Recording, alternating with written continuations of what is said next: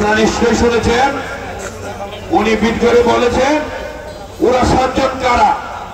শুনেছেন ওরা 7 জন কারা? আপনি চিনেন না, আপনার না চিনারই কথা, কারণ আপনি আন্দোলন সংগ্রামে ছিলেন না, আপনি রাজপথে ছিলেন না, জাতীয়তাবাদী ছাত্রদলের রাজনীতি করেন নাই, আপনি নবীনগরের বিএনপিকে গড়ে তোলেন নাই।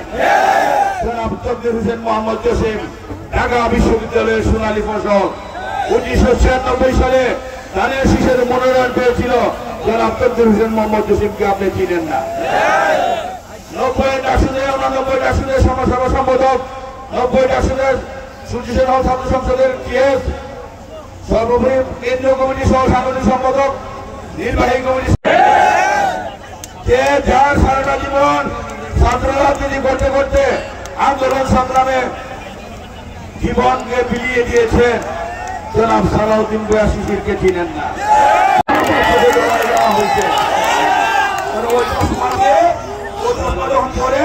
আপনার পক্ষে এখন মানুষ দেখা যায়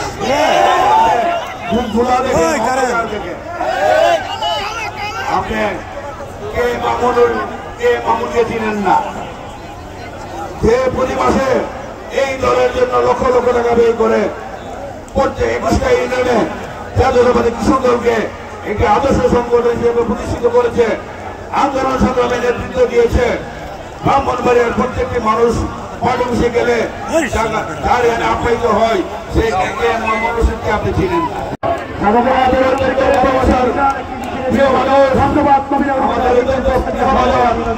রাজীব আহ্বান চৌধুরী পাপ্পু যে প্রতিটি আন্দোলনের মধ্যে জিমাইছেন আহ্বায়ক বানাইছিলাম। আমি চাই সাথে আছে, অনেকে সাথে আছে। আপনি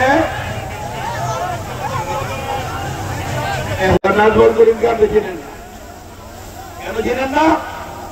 কারণ যে এই কমিটি আপনি করেছেন সেখানে নাজমুল করিমের সাথে নেওয়ার প্রয়োজন অনুভব করেন নাই। আপনি জনাব নাজমুল হোসেন তাপসকে চিনেন না, যার সুযোগ্য পিতা